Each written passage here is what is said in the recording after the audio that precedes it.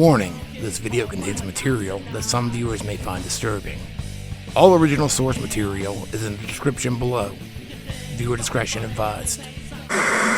A lawsuit filed today in Horry County claims Myrtle Beach pastor John Paul Miller sexually assaulted a 15-year-old girl in 1998. The 43-page lawsuit filed by a Jane Doe claims John Paul Miller and his father, Reginald Wayne Miller, fostered sexual abuse and predatory conduct in their former church. She claims not only was she harmed, but so were numerous minors. We interrupt our program to bring you this important message. This video is sponsored by you, the viewer. I've had a sponsor before. I didn't like it, so I'm not sponsored, nor am I monetized anywhere. So anything I do make comes from you. So if you like what I do and you want to support the cause, you can shoot me a tip or support to my PayPal, Venmo, Cash App below. Or you can join my Patreon or check out my merch store. This is just a little update pertaining to the Mica Miller situation. Mica Miller, if you didn't know, was a local pastor's wife that was found dead last year, and they say it was suicide. Well, it turns out that her husband, J.P. Miller, just had a lawsuit brought against him from the New York Post. Mica Miller's pastor husband allegedly raped a 15-year-old girl, used church as sexual playground. Lawsuit, February 27, 2025. The South Carolina pastor whose wife, Mica Miller, fatally shot herself after slapping him with divorce papers has been accused of raping a 15-year-old girl nearly 30 years ago and using his church as a, quote, sexual playground. A new lawsuit claims Pastor John Paul Miller, 44, allegedly attacked the girl, only identified as Jane Doe, in 1998 while at Sunday school at his father's church, according to the complaint filed Tuesday in Horry County Circuit Court. That's Horry County, the H is silent. We don't live in Horry County, although it is pretty hoary. Miller, then 19, allegedly took the girl into his dad's office at the All Nations Church before forcing her outside to his truck, where he sexually assaulted her. Court papers alleged. The girl was a virgin at the time, according to the suit. She claims Miller, the controversial pastor at Solid Rock Church in Myrtle Beach, assaulted her again years later when she ran into him during a trip to the city in 2023. The pastor leaned in to give her a hug before suddenly shoving his hand down her pants, touching her genitals without consent, the suit alleged. The accuser alleged that Miller later tried to use a Bible verse to justify the attack, telling her, quote, "No man is without sin and temptation. God understands that."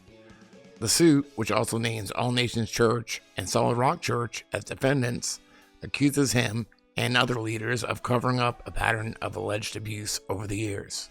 Quote, "This church was John Paul Miller's sexual playground," the suit claimed.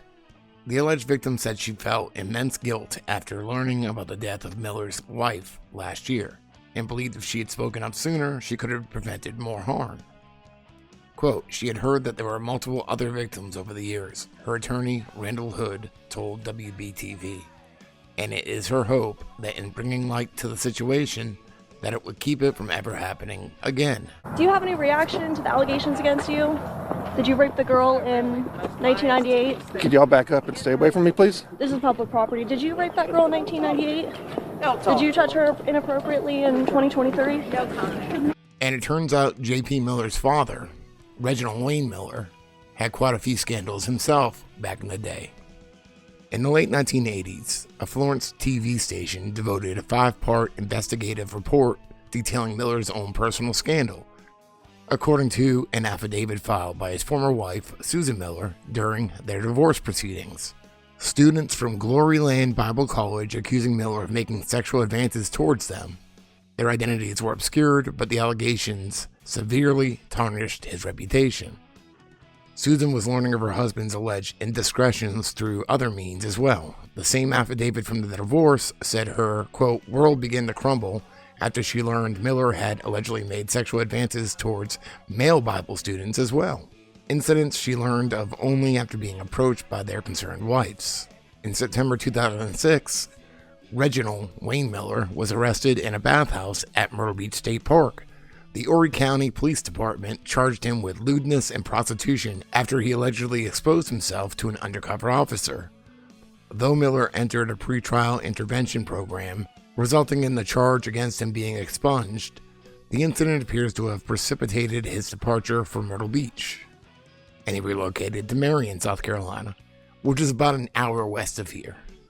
And this Jane Doe who claimed that J.P. Miller raped her in 1998 when she was 15 in his truck, I can only say that he did have a truck back then, because if you remember, in my first Mica Miller video, I found this. So her husband was J.P. Miller, John Paul Miller. From the Sun News, September 26, 1998. Other indictments issued Thursday include John Paul Miller, 19, of 1859 Southwood Drive, Myrtle Beach. Assault and battery of a high and aggravated nature. The indictment charges Miller with hitting a woman twice with his vehicle at a high rate of speed on February 8. Apparently he was trying to drive through an area where the road was closed because of some flooding, and people were trying to sandbag their houses to save them from the rising waters. According to a complaint, Jennifer Garland, who was 19 at the time, was assisting her family as they were sandbagging homes in the Broad Creek subdivision of Myrtle Beach, South Carolina. The Garlands were working to help neighbors in response to extreme flooding that had occurred in the area. At the time of the incident, the roadway was closed by Horry County authorities. Defying the road closed sign, Miller entered the area in a silver S10 pickup truck with black tape covering his license plate. The future pastor had been at the scene in a different truck minutes before speeding on the closed roadway, at which point the people who were there sandbagging homes told him to leave. Upon returning to the silver S10, Miller again began to speed to harass the people attempting to save their homes, the complaint noted. At the same time, Garland was walking on the roadway and was telling Miller to slow his vehicle. Miller instead accelerated and ran into the plaintiff, pushing her on the hood of the truck. Miller drove with the plaintiff on the hood for approximately 100 yards, wherein he was stopped by a witness, and Garland was able to roll off the vehicle. The defendant then left the scene. So we at least know that he did have a truck in 1998.